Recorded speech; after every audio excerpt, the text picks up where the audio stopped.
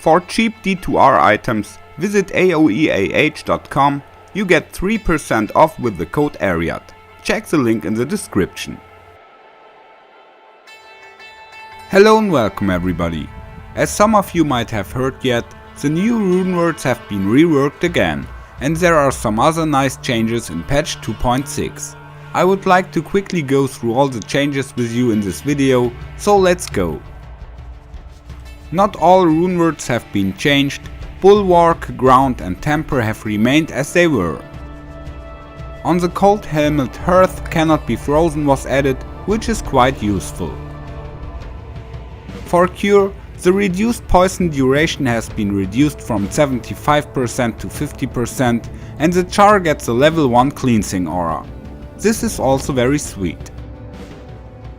I missed some improve on the equivalent Runeword helmets for the elements of fire and lightning, and in general I would have celebrated if the helmets would get additional skill damage of the corresponding element or lowering monster resistances, even if only 5% like a facet.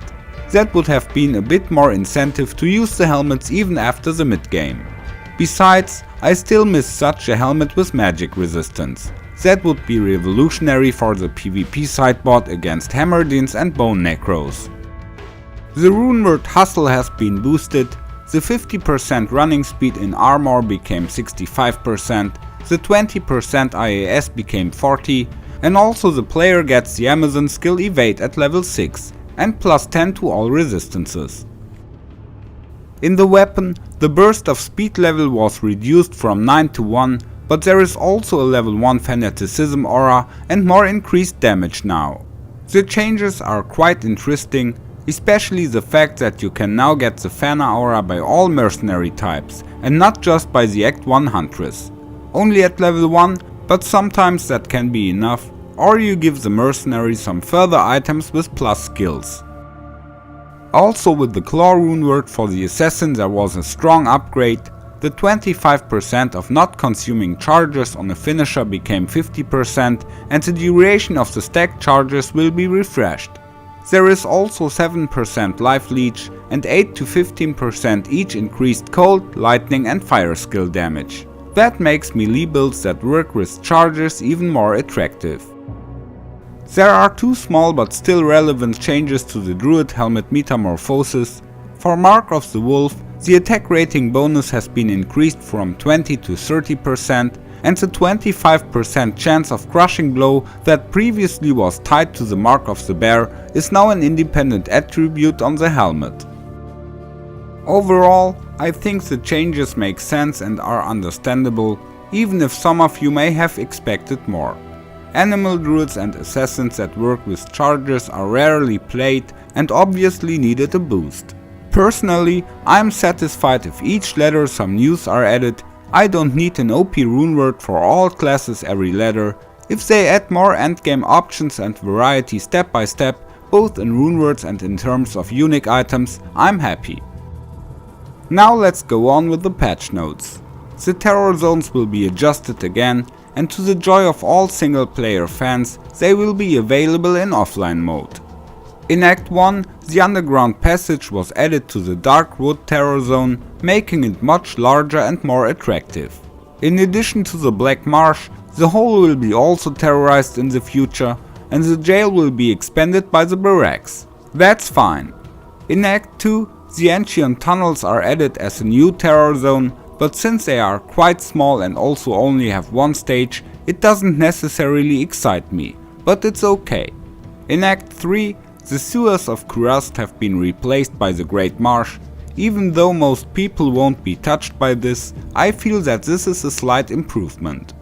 In Act 4 nothing has changed, but there everything is cool. I basically like all terror zones in Act 4, even though Chaos is the best of course. In Act 5 there are again some nice improvements. The terror zones Frigid Highlands and Bloody Foothills get combined, and also the dungeon Abaddon behind the red portal is added. It seems to me as if Blizzard has heard how often I was swearing about the Bloody Foothills terror zone. The changes regarding the terror zones are very delicious, there is definitely nothing wrong with it. In my opinion, they could have added the Maggot Lair to the Far Oasis and the Stony Field and Tristram also belong together. And as long as they don't increase the monster density and number of elite groups there, Bloodmoor and Burial Grounds could be cancelled from the list. Now a few bug fixes and quality of life upgrades. Trap assassins will also benefit from lowering the monster's resistances, so Griffin's Eye and Facets will finally make sense here. For the Amazon, there are a few bug fixes regarding her attack rating for certain skills like Strafe or Power Strike. The Cold Sorceress gets nerfed, her Cold Mastery will be applied at 20% effectiveness after the immunity is broken by a Thunder Charm, so it will be just like with the Conviction Aura or the lower Resist Curse. This definitely downbalances her. They also fixed the bug with the Druid where the Shockwave was doing an unintentionally high damage. All other small bug fixes can be found under the link in the description. They concern bugs with the treasure classes in Terrorzones or problems that occurred with the controller gameplay. There even have been errors with the memory of the shared stash, which caused items to be deleted. This should no longer happen too. There are also a few changes regarding modding, but that should be less interesting for most people. And by the way, all changes will be adjusted to the game servers one day before the ladder starts. So you are now up to date.